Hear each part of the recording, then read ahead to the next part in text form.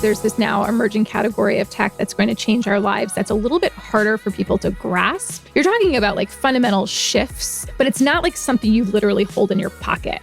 So it's like a little bit harder to grasp. And I think that adds to, like, it feels like our palettes have changed a little bit for technology. That's Lauren Goode, and this is the Powerful Ladies Podcast.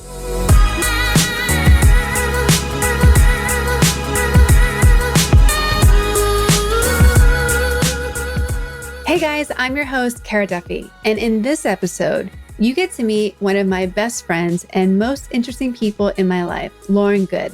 She's an Emmy award-winning journalist and writer who for the past decade has been specializing in tech journalism and is now based in Silicon Valley.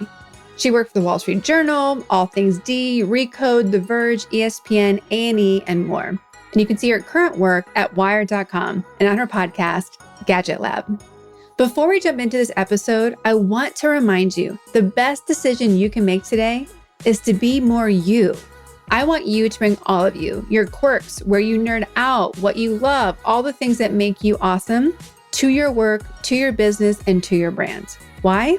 Because when you're more you will feel happier, love what you're doing, make the real impact that you want to. And here's the business pro tip, you'll make more money too. Want to learn how to do that and do it well? You have two exciting options. First, join my Powerful Ladies Thrive membership at thepowerfulladies.com, where we get to hang out twice a week and cover this topic and so many more to help you thrive in your life and business. Second, if you're ready for more personalized and right now I need to get this done approach, book a free consultation call with me at caraduffy.com.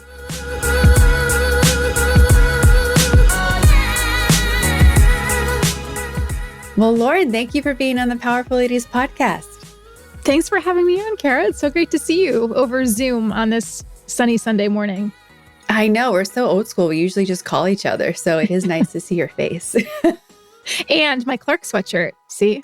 Yes, yeah, this is probably the second oldest piece of clothing that I own. I realize that I keep clothes for a very long time. And Jesse thinks it's weird. Like, I think I even have some t-shirts from like middle school, but why give them up if you love them and they're comfy?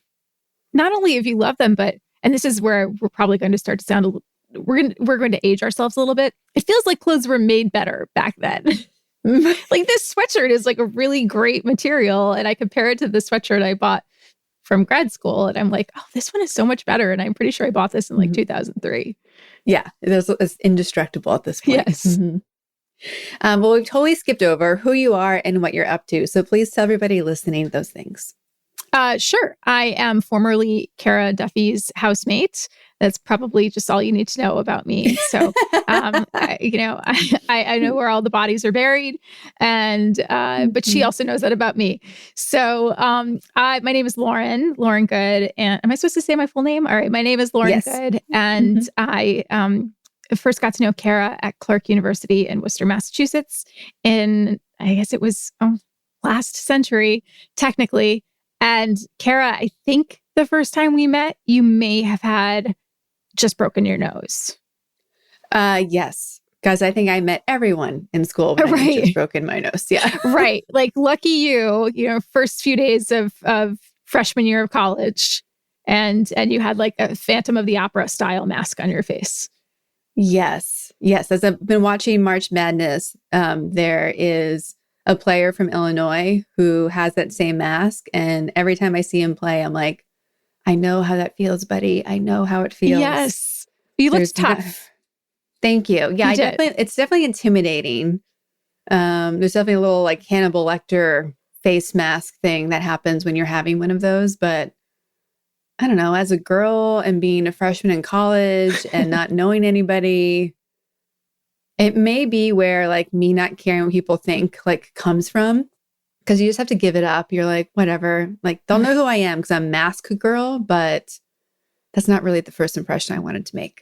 Right. And I actually think the first impression you made, I remember talking to Jenna, who was my direct roommate, and Jenna was who you were playing field hockey with. And she told me right off the bat that you, I think, were the fastest runner on the team. Like, you wowed people with your sprint times. So actually, I think that's what I knew you for first. Okay. Well, I like that. Let's That's just go definitely better than the girl with the face mask who might be weird. We're not sure what's happening. Yeah. And for everyone who's wondering what Magical Lauren is up to, what do you do by day and what kind of cool things are you creating in the world? I am a journalist. I am currently I've been living in Silicon Valley for nearly 8 years at this point. And prior to that, I was living in New York City working as a journalist. I've worked in media in some capacity for about 18 years. But I didn't become a full-time writer until around 2011. I'd been a video producer and worked in various video newsrooms.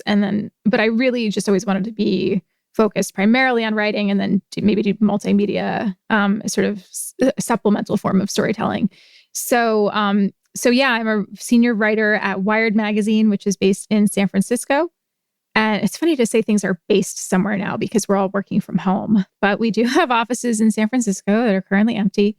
And I write about technology. I write about consumer technology products, the way that people use technology products, the industry itself, the intersection of tech and culture. And this may sound a little twee or TED Talk-ish, but I like to say the intersection of tech and humanity because it just touches so many parts of our lives now. So that's how I would describe what I do. Well, and I love that that's your niche, your intersection. It makes me think of Steve Jobs' mission statement for Apple when he was there, that they were using technology to advance humankind. And, that's all the technology. That's what it's always been, right? But we think about it separate from us. And today we can't anymore. But I think about how many articles you've done on wearables in particular. Like I remember there's like a whole series where I think you tested every wearable that's ever existed. And like it's literally in our bodies now. It's no longer just on, it's in. And we tend to forget that it's something that's changing us versus something that we use because, all the engineers have done such a good job of making it think that it's separate from us and that we're using it. But AI and all the creepy shows you can watch like Black Mirror remind you that maybe it's not. Right. Yeah, I think you've touched on two different elements there, which is this idea that there are some technologists that do speak in platitudes and, believe that their app is going to change the world. And in some cases they do. And then there's sort of that dystopian element too, the Black Mirror-esque, like, where's this all going and what are the questions we need to be asking? And there is, you're right. Like technology has always changed us and changed our lives. When I think about different eras of innovation or even revolution, the Industrial Revolution, or the ways we even used to communicate, like when you and I were growing up, right? Like the telephone, as an example. The lines didn't feel so blurred, I don't think, between our usage of the technology and then like sort of the rest of our lives. There were enhancements, there were new problems that arose, but there was some kind of delineation, I think. And now tech is just everywhere, and we're using it. We're using Zoom right now, and it's affecting our relationships, our mental health. It's affecting so much. And there's this saying that you hear where people say, if you don't know, if you're not paying for the product, you have to be concerned that you are the product. And that certainly feels true for some of the applications that we use regularly. So, I mean, that said, I would say that we take a very exploratory approach to technology at Wired. Some might even call it optimistic. But yeah, I do think there are really important questions we need to be asking right now about how tech is changing our lives and whether that's all for the good. Yeah, and the idea that if you're not paying for it, you're the product goes beyond what we consider tech. Like technically everyone listening to this podcast right now, like you didn't pay for it. So you're the product. Right. We're going to try to sell you socks at some point during this podcast, just so you know, tea or I know Squarespace, website building companies, we're on it. Have you tried Blue Apron? Right. Exactly. But we forget that, right? We're like, oh, I want it for free. And it's like, hold on. Like, I want people to be more suspicious, right? Not our dialogue in this country has felt like it's gone. Obviously, we've all talked about how it's become very dividing, but I would rather people be more suspicious than divisive, because anything we hear, I'm first like, hold on, who said it? Where'd it come from? Right. And I think we need to remember to treat, especially information coming the way it does today through all of this different technology and apps that we have, as if you're hearing it from a 6-year-old, because that's probably the emotional intelligence of the technology we're using. And if a 6-year-old came to you saying something, you'd be like, really? Who said that? Do you have a photo? Let me see it. Is it really on fire? I'm not sure. It feels like you're describing Siri. Yeah.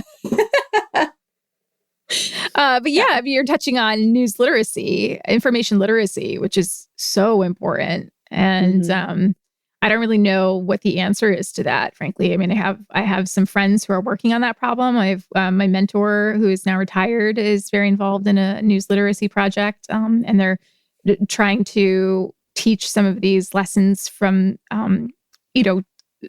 grade school age kids and up, and hopefully that means that future generations will come with that kind of not only common sense, but ability to suss out what's valuable information and what's not, from a very young age. But yeah, the disinformation, misinformation, and like just a general lack of sort of understanding of what's being put out in the news sometimes, I think, is like it's a very real problem for people of all ages. Yeah. And then I think back to when did I learn to doubt the information, or like really do like having to figure out where the sources came from? And I don't think it was until college, really, like maybe a little bit in, excuse me, like AP English in high school. But yeah, we had to cite our work. We had to show where we got our information when we wrote a paper, but we were taught to do it for the sake of the paper, not for necessarily the sake of having factual information. And I just keep getting caught up lately in how many core fundamental things we need to be adults in modern culture we're not teaching people, like financial literacy, emotional intelligence, how to handle significant things that happen to us in life. Why are we skipping over those things? Like they occur to me as much harder to learn when you're older than math would be. What's an example of that? Like, where do you see that gap? I definitely see it in financial literacy every day. Whether that's how, like, people just not knowing how money works and taxes work, and the perspective of, even having a conversation of like, is a stimulus check good or bad? Like, it sounds great to the person receiving it.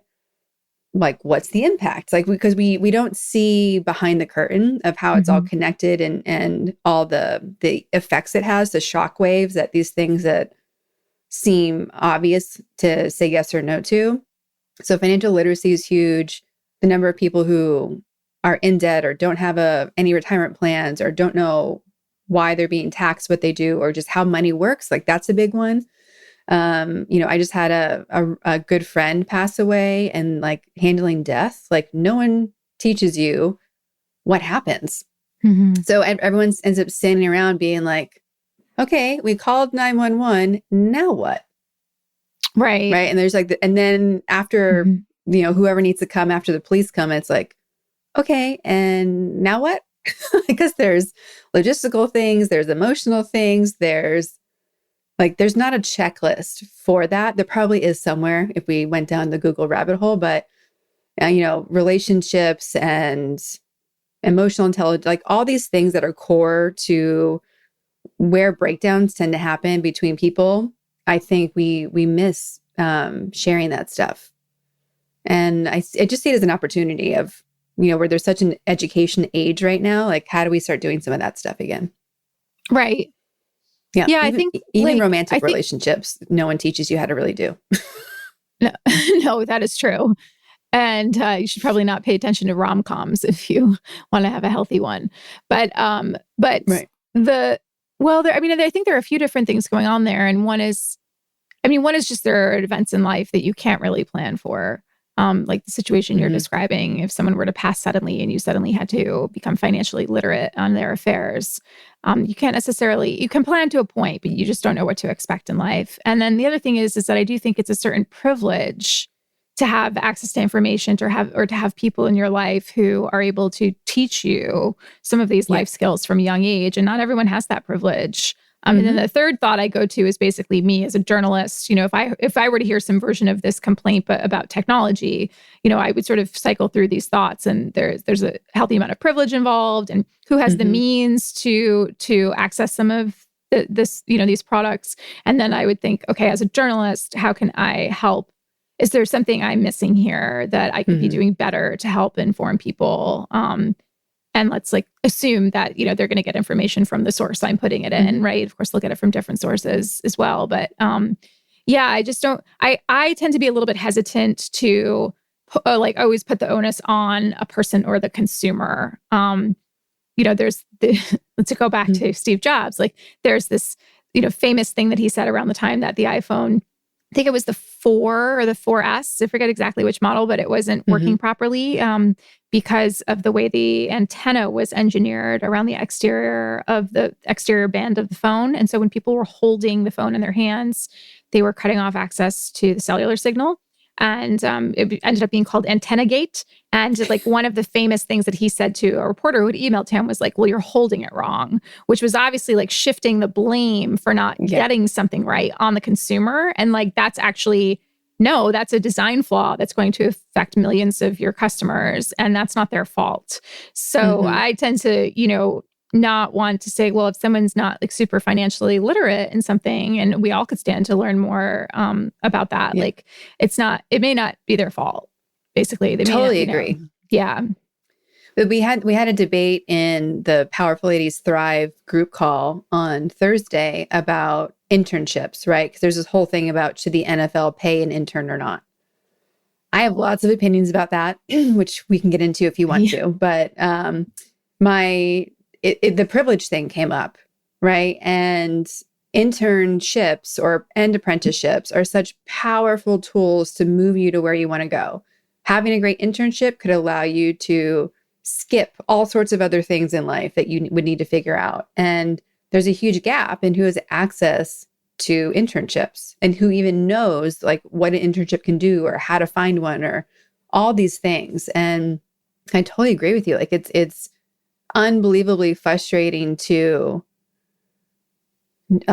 know this information's out there and know that you need it to kind of function as an adult and to be able to be empowered to make your choices. And we just can't assume that you can get these things at home, because who knows if your parents know it? Who knows if your circle knows it? Right. And I also don't agree that all the ownership has to move on to, an educational system, but there's definitely breakdowns from my perspective, of what we give people access to and what we think is essential, and is it really essential or not?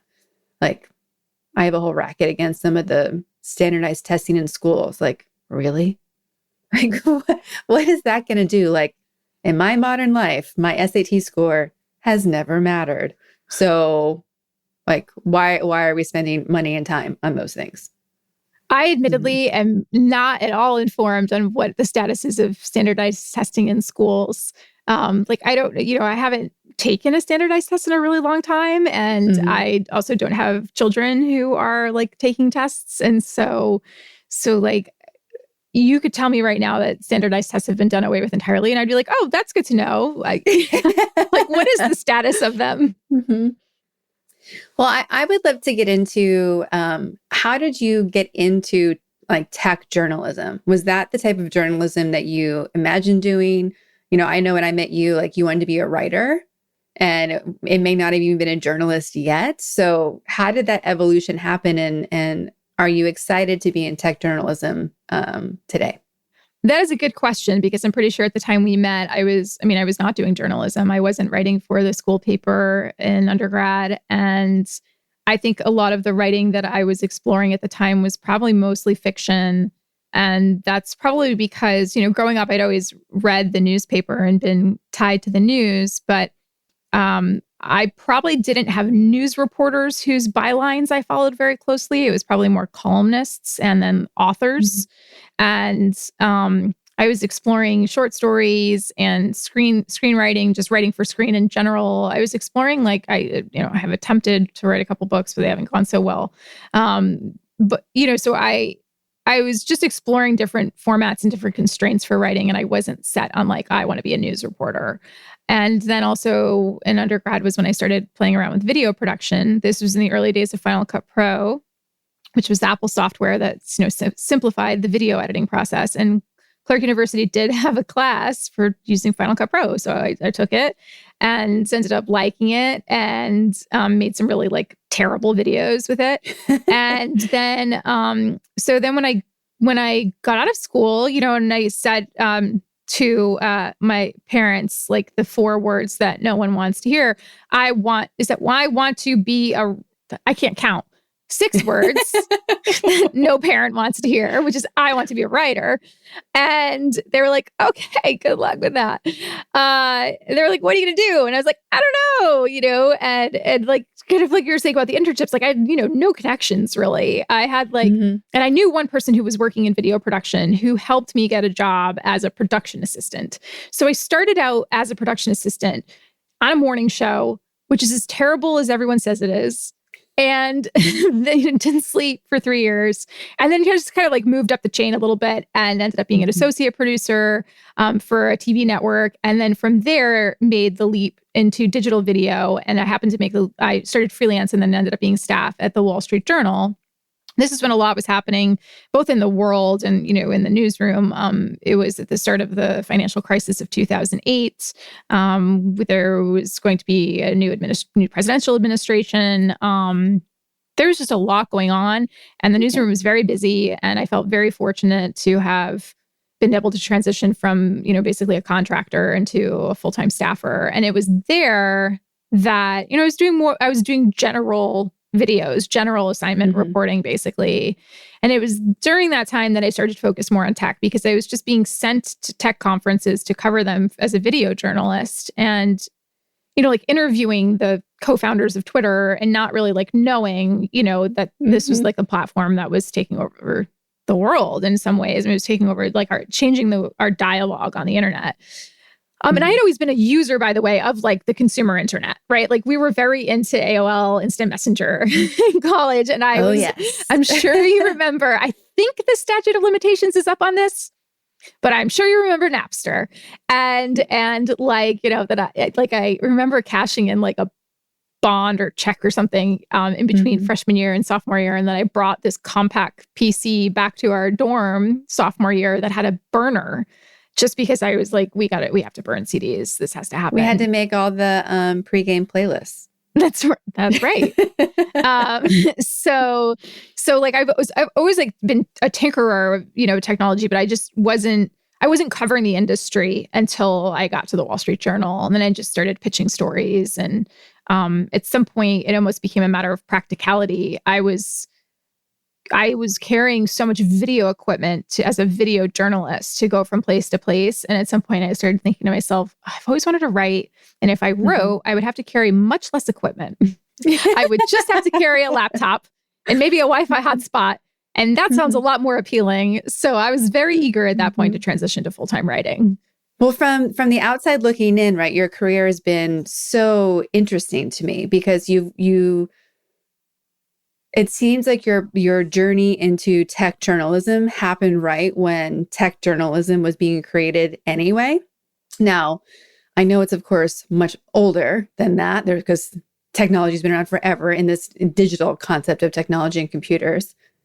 But you seem to hit such a sweet spot of it being top news, what was happening in those spaces. You mentioned, talking to the founders of Twitter, right, when it was fresh, and being there when some of these big moves have happened that we've talked about now. And now that you're in Silicon Valley, in the heart of it all, does it feel lucky or does it feel like you kind of got into this rushing river right when there was a lot of content to talk about and the general public cared? Yeah, that's a good question. So I mentioned a mentor earlier, and my mentor was the person, his name's Walt Mossberg, and he's the person who started sort of the whole idea of the personal technology column at the Wall Street Journal back in 1991. And that was when, I mean, most consumers had not been on the internet at that point, and personal computers were still very new and very nerdy and very niche. But he had this idea that people were going to be using personal computers a lot more in their lives. They were going to become more accessible. And so he pitched an idea to the Wall Street Journal, like, I want to write this column.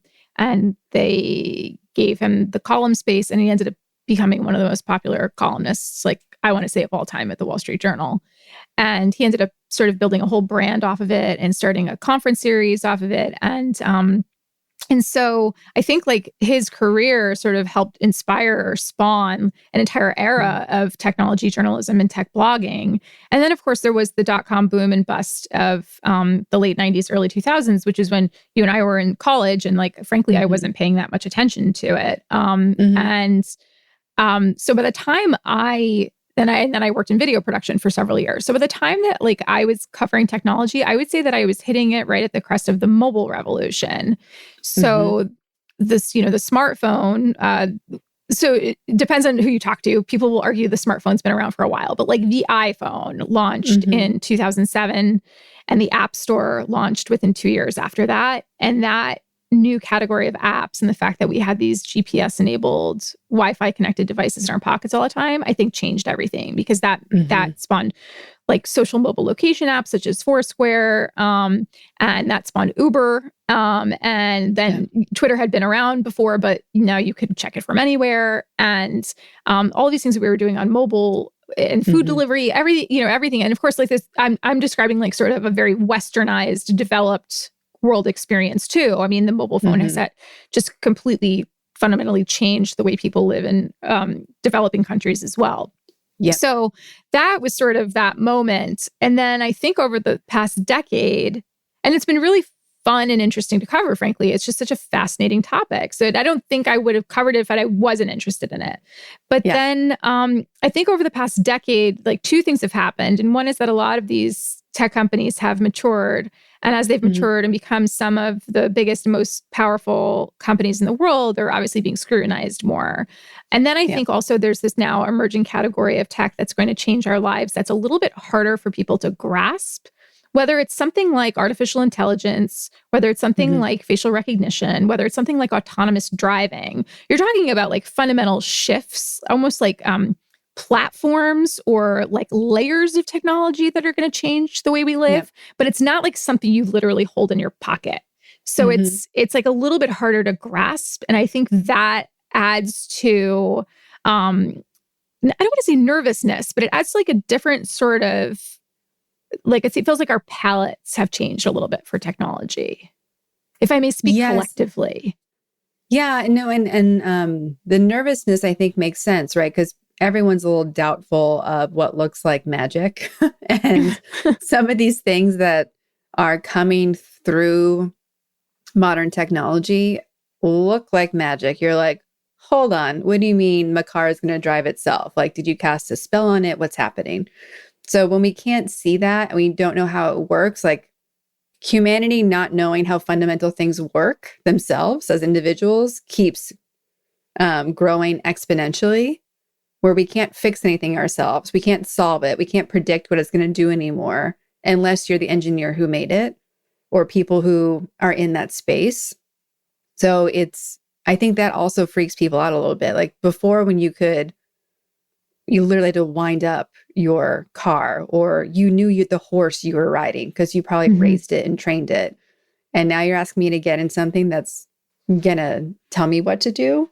And I don't know how to fix it or stop it or repair it. Like it's uncomfortable because it's less intimate, I guess. It's less, I'm less involved. So it seems strange as well. Yeah. There's something, one of my former editors at The Verge would emphasize from time to time, which is that technology is supposed to be a tool, right? It's supposed to be a tool you can use And the moment you feel like you can't just like use it as a tool, like kind of when you need it and it does a thing for you and you feel like you have a grasp of it, it becomes a little more convoluted and a little bit more, our relationship to it becomes a little more uncomfortable, I think. Yeah. Yes. And it's also, there's a name for it. There's a name, like a psychological name for when we get frustrated with technology that usually responds to us the right way every day. And then it doesn't. Like when your mouse stops working, we get so irritated so quickly if it's slow or fast or just disappears because we think of the mouse as the extension of our arm at this point. And so when it isn't doing what we want, that gap is revealed as well. Right. So it's yeah, I think it's really interesting. And because you started, your morning show was in the sports world, and as a fellow college athlete, we've all like fanned out over athletes. And you also had the opportunity to be engaged with other celebrity type people. So from sports through celebrities to, tech celebrities, who do you fan out over? Or is that just like so over it because you're so used to these people now? Let's see. Well, I did meet Grant Hill once, and that was pretty exciting because I used to play basketball and followed a lot of college basketball. And so I was pretty stoked to meet Grant Hill. I also met Shaq once. That was really fun. I met Shaq at South by Southwest. And I have a great photo of me like standing on, like an apple crate turned the right side up, like the long side up and standing on it. And I'm still like not nearly as tall as him. And I challenged him to a free throw contest, which was really fun because Shaq, for all of his great his skills as a player, was not a particularly good free throw shooter. And I think I am a good free throw shooter. So that was fun. But, actually, Kara, like I think what happened after I worked in sports media for a few years was I got turned off from sports for a while. It was not an altogether positive experience. I learned a lot and there were some positives, but I just, after that, didn't want to watch sports for a long time. And I didn't. And even now, like I try to tune into basketball games when I can. I loved watching The Last Dance on Netflix. I really, really enjoyed that docuseries. But I just started, I was listening to a podcast recently between Ezra Klein and Cal Newport. And one of the things that one of them said, I think it was Ezra, said like, you just can't like be on top of everything. You can't like, even as a journalist, you're constantly feeling like, I need to know about this. I need to know about this. Like at some point you have to just sort of give that up. And so for me, there was a period of time where I was just like, I don't want to be on top of what's going on in the sports world. It's like not what's interesting me right now. And then in terms of other people, I wouldn't say that like, this is really random, but I was at a conference in Portugal a few years ago and I planned to speak at this conference, and then I was going to take a day trip to go to Nazaré, which is north of Lisbon by about 2 hours, and it's where this famous wave breaks, and it's become known because it's one of the largest waves surfed by man. I mean, it's not one of the largest waves in the world because we can't actually track some of the large rogue waves that are happening like out in the middle of the ocean somewhere. But like in terms of what has been surfed, it's this wave off the coast of Portugal, and I was there around the time of year that this wave is typically breaking, and like pro surfers had flown in, and I was like, I really just want to go see somebody surf this wave. So I went, and then that day the wave, of course, was not breaking because nature, you just can't predict nature. And but then I was at a dinner, and I had mentioned to someone at this conference, like, oh, like I think, Garrett McNamara is like the surfer who at the time, I think still held the record. Maybe it was second in the world for having surfed this wave. And then I randomly ended up at a group dinner that week. And the person I had said that to said, Lauren, Garrett McNamara is over there. So I actually had the chance to go talk to this person who's like really, well known in the surf world and who had just like surfed one of the world's largest waves. And it was not about tech. It was like it was totally out of my wheelhouse. And I like really enjoyed it for that reason. Like it was a fascinating conversation. And I was like, what drives people to do this? Like, I want to understand what is going through your brain when you're being towed in by a jet ski into a wave that is 70 feet. It's just wild. So I've enjoyed that conversation quite a bit. Well, I love that story for a lot of reasons. And one of them is that, I've been working with my coach, I have a business coach too, about spending more time in my ridiculous list. Like when I've had the most fun in life, it's when I'm doing things that other people think is ridiculous, like flying to London for a weekend because you can, or ending up having a conversation and hanging out with the Argentinian rugby team on St. Patrick's Day, randomly in Nuremberg, Germany. Like when things seem so ridiculous, that's usually when I'm having the most fun. And to me, that's an example of like something that if I was you, I'd put on my ridiculous list. Like the fact that you were in Portugal at this other thing, this happened, like all these things add up and suddenly you get to have this incredible experience. And to me, those are like the gold nuggets in life. I'm like, I want more of those. Yeah. It's almost like you're describing like outlying experiences, right? And so for me, that's not to say that the folks in the tech world who I interview aren't interesting. They are, and they're smart. And some of them, I believe some of them are actually trying to, put some good in the world. But because that has been my beat now for so many years, I find it so much more interesting if I talk to somebody who's working on climate change solutions, which of course intersects with technology too. But I'm like, tell me about what you do and tell me like what drives you to do this? What makes you tick? Someone who's working in the nonprofit world, I want to understand like what kind of value are you trying to put back in the world? Like, tell me about your day-to-day interactions. And now particularly like with what we're living through with the pandemic, all of the folks, frontline workers, healthcare workers, scientists, researchers who've been working on vaccines, like that to me is just so much more interesting right now, as it should be, than whatever photo app someone's working on. And I don't care if your photo app is infused with AI and is going to change the world. Like I want to know about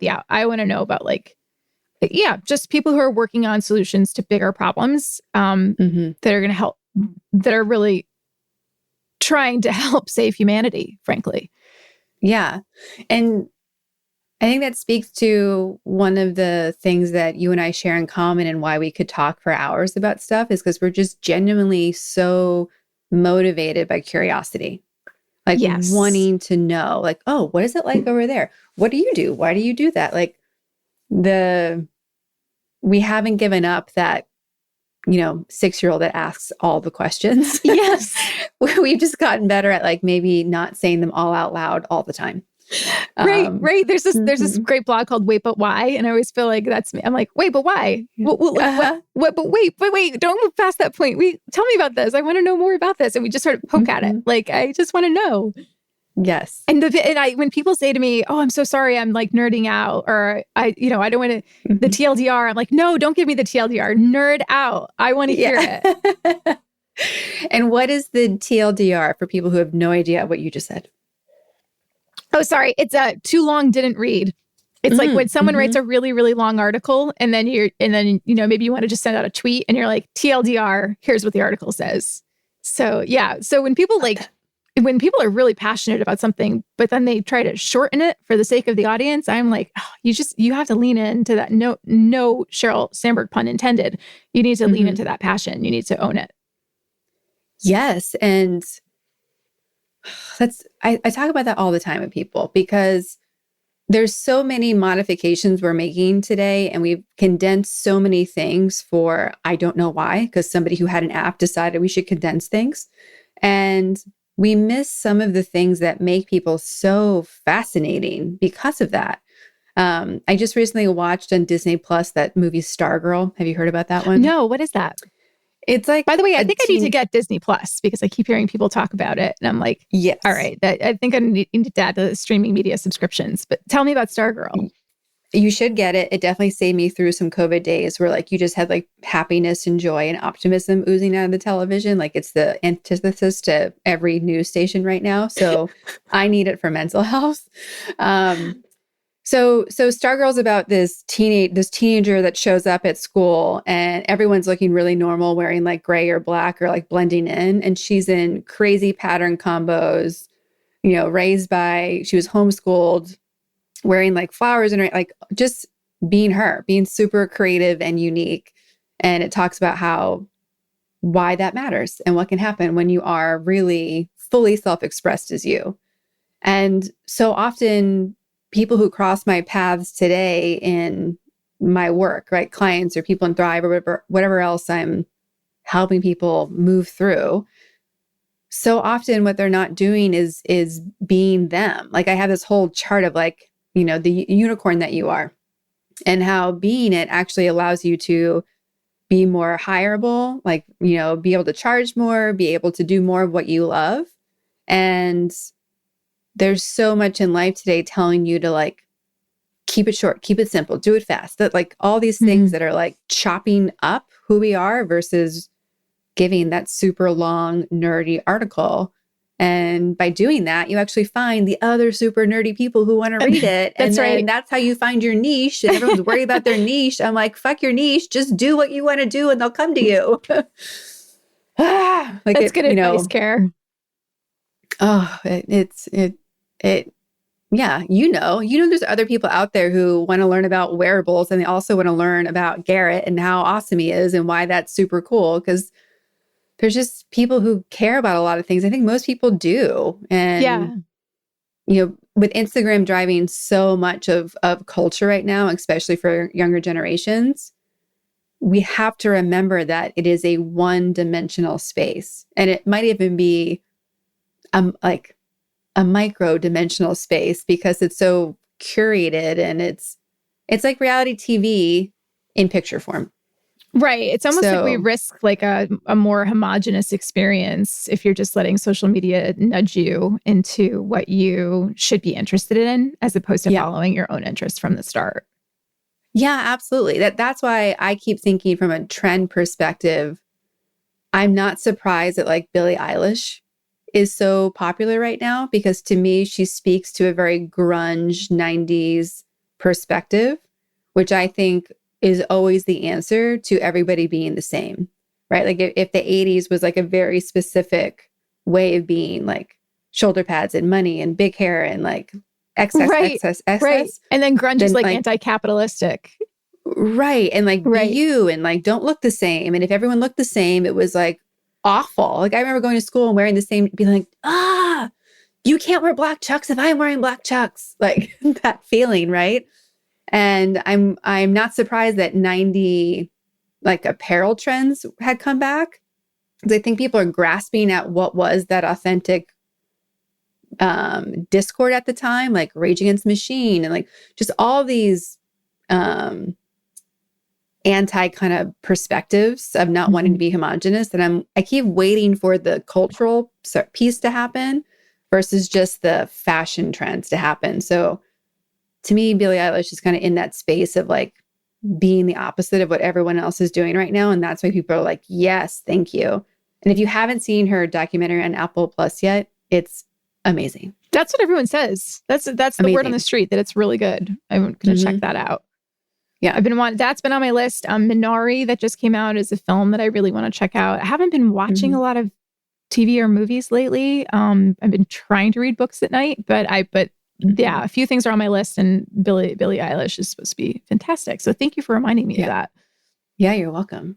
And it speaks to all the, being your own unicorn. But what books are you reading right now? I am concurrently reading 2 books, and I was just telling somebody yesterday, I'm like, I'm about 100 pages into each of them, but I'm not turning the pages at night. I tend to read like 5 to 10 pages and then want to go to sleep. So I'm not sure if it's just because I'm tired right now or if it's because like these books, like I want to finish them though. So the first one is called A Good Provider is One Who Leaves. And that's written by Jason DeParle. And he's a New York Times writer who has spent a lot of time in the Philippines. And the story is broadly about migration in the 21st century, and particularly about in the Philippines, how such an important part of the economy there is remittances that are sent back from migrant workers who go to other countries to work to seek better opportunities. And he became close with this one family in a slum in the Philippines when he had first traveled there as a reporter 30 years ago. And he was able to track that family's story. And it's a big family with like multiple branches, but there's a family tree in the beginning. And I do find myself like constantly checking it to make sure I am like sort of understanding the connections, the connective tissue of the family. But and like they traveled to Saudi Arabia initially because that's where a lot of the jobs were during the oil boom of like the 70s, 80s, and 90s. But ultimately, a lot of these families have goals of getting to the United States, being able to work there. But it's hard on families. It's an incredibly hard and heartbreaking experience. And so I'm about 100 pages into that. I'd like to keep reading it. And the other one is Braiding Sweetgrass by Robin Wall Kimmerer. She's a botanist based in upstate New York. And I would call the book like sort of dispatches about her relationship to nature and how that speaks to our relationship with nature. And she is Native American. And so a lot of her focus on the book is how, and basically the relationship that Indigenous people had with the land and how that is so different from our relationship to the land in our modernized world. And a lot of it, I get the sense that she is trying to reclaim that relationship, through her writings. And I mean, she spends an entire chapter talking about trying to clean algae out of a pond, So, I mean, you really have to be like, and you've got to find, she's a botanist. So she's using scientific terms and Latin names for things. And you really have to like follow along to get what she's saying. But then there are these like beautiful vignettes that run alongside it where she'll talk about, some element of nature that she's been observing, like as her daughters are going off to college and that sort of grief that you feel but how life just keeps on going and nature is cyclical and life is cyclical. And it's pretty like, it's pretty hippy dippy. But I'm into it. I'm enjoying it. I like it. What are you reading these days? Oh my goodness. I have an embarrassingly tall stack of books by my bed, partly because my new habit is like new books go on the bedside table, not into a bookshelf first. The bookshelf is like, I've read those. And I'm also in a really odd place with like reading a lot of things at once, partly because I haven't been able to like get into a groove with some of these books. And I feel like there's been so many shifts in the beginning of this year so far where what I need in my mood and the type of pause I need, maybe versus education, because I read so much nonfiction. I'm always reading habit or business or community, like books that I need to use for work to like keep my learning going. But one that I'm really enjoying right now that a woman on my team sent me is Like Streams to the Ocean. Beautiful name, and it's essays by this guy about his life and what he's gone through. And like the first chapter, I believe, is ego and talking about how ego has shown up in different stories he's telling of like being younger today, like what he observes. So it's so not a type of book I would ever normally read, but I'm finding a lot of solace in it of like coming back to real life stuff versus like forward type of books I'm usually reading. Right. So that one's really good. But I'm also reading right now, like Business Made Simple by Donald Miller, which is a pretty easy read. So I'm just like, I could probably finish it in an afternoon if I wanted to. And I'm like reading one and like walking away. And then I also have a bunch of books from the psychotherapeutic yoga training I did. There were other recommended readings about how to really implement social change through the yogic traditions and philosophies. And also,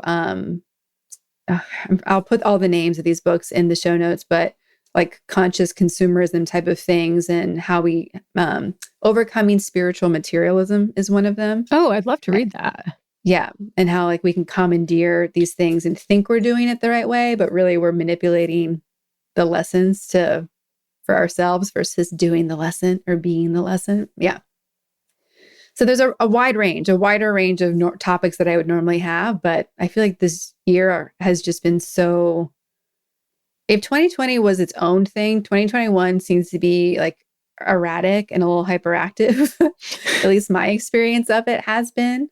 And like getting into a routine of any sort of long stretches of being where I want to be has been very challenging this year. Whether it's Like we'll be eating great, and all of a sudden it's like, phew, that was gone. Okay, let's put that back in. Or working out, or even sleep patterns.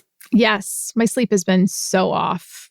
Yeah. So I feel like I'm equally trying to fight for what I know I want in my life, and equally trying to surrender of just being wherever I'm supposed to be right now. And that's a hard struggle. Yeah. But you as powerful lady, what do the words powerful and ladies mean to you separately? And what do they mean to you when they're combined? So I guess in today's terms, I think you and I had a conversation about this when you were doing the branding, and I was trying to convince you. I was like, just use women. But powerful ladies kind of rolls off the tongue a bit more nicely. And then powerful is interesting because I don't ever feel powerful. And if anything, I feel like as a journalist, like part of my job is to hold power to account and to think about when power is in its like sort of biggest form, how it could potentially be abused. And so like I never describe myself as powerful. I'm always like, I don't feel that way at all. I guess like sometimes and that's not to criticize the word, it's more like, I guess I like to think sometimes I feel like I have agency sometimes, or maybe sometimes I feel more confident than others. And so maybe that's what it means to me, but I don't ever just, I guess I like see other women and I think, oh, she's like really powerful. She's really smart, but I don't think of it for me. Well, then that leads me to my next question of where do you put yourself on the powerful lady scale? Oh, there's a scale. 0 being average everyday human and 10 being the most powerful lady possible. Where would you put yourself? Let's take it to 11. All right. No, I mean, I guess, it's kind of funny. I'm thinking about the 30 Rock episode where Liz Lemon goes to she leaves New York City and she goes to somewhere in the Midwest because I think she's like visiting her boyfriend's family or something. And she's like, I'm an 8 here. Because everyone's so ridiculously attractive in New York City. It depends on where I am, I guess. Am I a 5 or am I an 8? I love that concept. Nobody has ever thought about the question that way when I asked it, because I've asked everyone on every episode, and no one's ever thought about their number changing based on where they are in time and space. Right. Well, because I think it comes back to fundamentally how you describe power, and it's like, is your power being used to help other people, the people around you? Is your power being used to give yourself agency in a decision-making process or negotiate a salary? I mean, how are you using it? And so for me, it does seem like it would be a sort of sliding scale. How do you think you're using your power to make a positive impact? I hope so. Yeah, I mean, I'd like to think so. I'm a member of our union where I work, and I recently became a union council leader. So I'm trying my best to sort of use my voice and my just,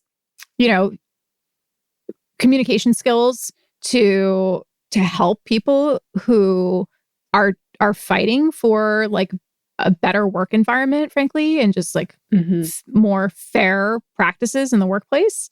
So I try to. Yeah, I try to. I mean, and part of what I do as a journalist is just giving voice to people who otherwise just wouldn't be published or have their words out there, their quotes said, and wouldn't necessarily reach huge audiences. Yeah. I think you are. I was just really curious about your own perspective. Oh, thanks. No, because I think the whole art of journalism is that, right? It's to inform and to forward things and to expose and to,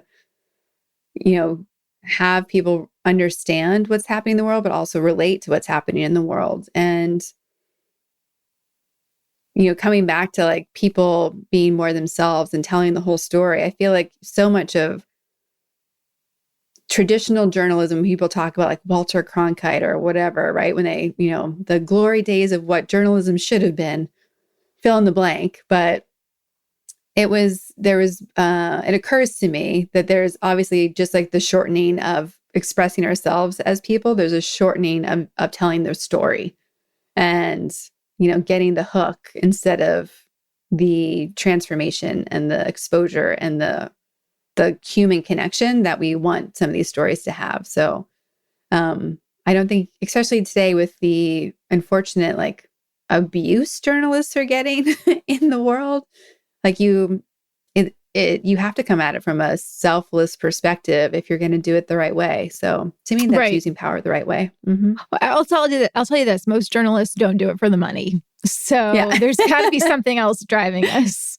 Mm-hmm. Mm-hmm. When you look at the women in your life, how impactful have, girlfriends, friends, female mentors been to you and your journey and developing yourself as a human as well? Oh my gosh, my friends have been hugely influential. I mean, every single one of them, yourself included. I grew up with pretty much the same group of girlfriends who I'm still friends with to this day. We went through school together. Some of us went to school together starting from kindergarten. Mm-hmm. And then other friends, like my friend Tara, I became very close with in high school. And we just got off the phone this morning. She's one of my absolute best friends in the whole world. And, but when I started school at Clark, and immediately, so it was me, you, Tanya, Liz, Courtney, I think we connected with a little bit later, but she's still a part of our group. Jenna, of course. Yeah. Jenna, if anything, is the ringleader. So, it just, I don't know, you girls changed my life for the better. You really did. Just opened my eyes to so many new, interesting things. We were all coming from, different places. That's the beauty of college. Right. And so, yeah. And then, I was going to say that was, I think when I visited you in Germany might've been the first time I was going to Europe. And it may have been. And then, there's just, I don't even know how to encapsulate it in a podcast, frankly. Yeah. And then of course I made, in every phase in life, you make new friends. I made new friends when I was living in New York City who changed my life for the better. I've made friends in California who have absolutely changed my life for the better. And, I just feel like all of you have been so influential, especially Jenna. Jenna is just, as Jenna would say, you have to tell people where the bear shits in the buckwheat. That was a famous Jenna-ism coming from Maine. Things she said, the things that came out of that girl's mouth. I mean, we had we wrote them down. And she really taught me how to speak up and speak up for myself and just be direct. And I totally value that. And you are one of the most hardworking, entrepreneurial, optimistic people that I know. I still remember Dump and Run. For those of you who have not heard the story, Kara started an entire, she recognized you ran it. Wasn't my idea. I ran it. That's right. There were similar things being done, and I'm sure there still are at college campuses, but basically there was just so much waste at the end of the school year when people would dump all of the stuff from their dorm rooms or their, on campus or off campus housing. And it was basically going to go to landfills in some cases. And you organized and ran this great flea sale effectively to raise funds for it. And then I think you gave, I don't remember where you gave the funds to, but you gave it to some local I don't know cause. if I remember either. It was definitely, I think it was local Worcester. It went to charity. Yeah. It went to something local. But to this day, I still hate waste. We're so wasteful. And, the woman who created that program was trying to get it into all these colleges because there's so much stuff thrown away each year. It's incredibly at the end wasteful. Of each semester. And things you don't think about people throwing away, a 75% full laundry detergent. Anyway, I could go on a tangent about waste and disposal, I mean, but you totally inspired me. And Courtney is, of course, one of the most inspiring people that we know. Everyone should go back and listen to the episode with Courtney. And I just, learned so much from you ladies for sure. And then I've had some wonderful mentors in journalism who are women as well. One of my editors, Kara Swisher, she's one of my former editors, is probably one of the most well-known, definitely fearsome technology journalists out there. And no one wants to mess with Kara. And she was hugely influential when I was starting out as a writer. And I've had like really great women editors actually. So that's fantastic. And I also have, I've had a couple of really wonderful male editors at Wired too. Yeah. Walt, for example, right? And the Wall Street Journal. Well, it was earlier, and now, our editor-in-chief, Nick Thompson, who just left Wired, he's like a really big inspiration to a lot of people I know, myself included. And I work with a great guy, Mike, now, who edits me regularly. And I definitely, I always just feel like people know so much more than I do. And so anytime I get to work with smart women or be friends with smart women, I just feel like completely bowled over. That's the collaboration part is what I like the most. Yeah, absolutely. So for people who are listening who want to go into journalism in some capacity, either traditional journalism or creating their own blogs or anything to share what's going on in the world around them, what advice would you give them, and what are some core guidelines that you would encourage them to have? Don't be on social media. I'm just kidding. Try not to tweet as much as possible. Well, there are a couple of different ways into this. I do think it's a good time to be starting out as a journalist. It's hard because the industry has cratered, and that's partly because of the way the advertising market has just completely changed over the past decade. And part of that is because there is, as you alluded to earlier, mistrust in journalism right now, and polarization seems to work better than just doing straightforward reporting, which is really sad and unfortunate, but it's the state we're in. And so there are challenges to becoming a journalist right now, but also the barriers are pretty low if you just want to start your own blog, if you want to become a YouTuber, if you want to start a Substack, if you want to make the best Instagram stories of anybody, if you want to be a journalist on TikTok. I don't know if some of you are probably familiar with Dave Jorgensen from the Washington Post, who does a wonderful TikTok series, and he's a comedy writer, but he's doing that for a very established and esteemed journalism brand, which is incredible. So there are so many ways into storytelling now that you can do fairly easily. I would say that you don't have to go a traditional journalism route, but you should learn the fundamentals of the business and the ethics of the business and how to do good reporting. And I think that you should also write about things you're into, be like a subject matter expert as much as possible, which is really going to help you stand out from the crowd, I think. And it's okay if you start as a generalist. I mean, that's what I did, but find the thing that really makes you tick, I think, and then devote yourself to telling the most fair stories and well-reported stories in that area that you can. I mean, I also say, by the way, journalism has not been known for being the most diverse profession in the world. It's really something that the whole industry has struggled with. And I almost hate to give out advice like, just do this, just do this, just do this, because I think for some people there are barriers that still exist for them to find their way in a newsroom. And I want that to change. I want people to think more about bringing in people from diverse backgrounds with diverse experiences, different viewpoints. And that is the onus for that is on the people who are already established in newsrooms, right? That shouldn't. So I don't want to make it sound like, oh, it's super easy, just start a Substack. But I think there are pretty good options out there right now for being creative and being an entrepreneurial journalist at the same time. So for people who think that you are fascinating like I do and want to follow you or support you, where are all the places they can find you, listen to you, and reach out to you? Okay. I am on the Twitter at Lauren Goode. That's Goode. Also on Instagram at Lauren Goode, Goode. I am on Wired.com. And so you can just go to Wired.com and you can search for my name and my author profile. And also I did have 2 podcasts for a while. Now I just have one. It is called Gadget Lab. We run it every Friday, and we unpack the latest news in consumer tech and how it's affecting your life. We also give recommendations every week, and we often strive to make the recommendations not about tech, so we have a lot of fun. Probably similar to the conversation Kara and I just had about books and that sort of thing.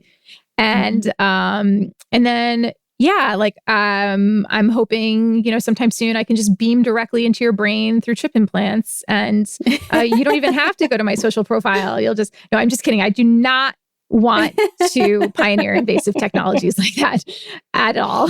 But yeah, basically, I'm pretty accessible and probably a little too online. So. Nature of the beast of modern society and your job in particular, right? Yeah. I'm not super into TikTok. I do watch TikToks, but my niece is the one, she's 12, and she's the one who's like, she's into TikTok. She's the one who's like, she's giving you the inside scoop. Yeah, exactly. So, and she FaceTimes me a lot too, which I really appreciate. She'll FaceTime me with her best friend, and the two of them will and then I really do start to feel old because I say, shouldn't you guys be in bed? Like, it's late. What are you doing? Shouldn't you be doing homework? I love it. Well, Lauren, thank you so much for finally finding time to sit down with me and to be on the Powerful Ladies podcast. Thank you for being a guest to me and being in my life and being one of the women who allows me to feel powerful. So thank you so much. Thank you. I love you, Kara. I love you too, Lauren.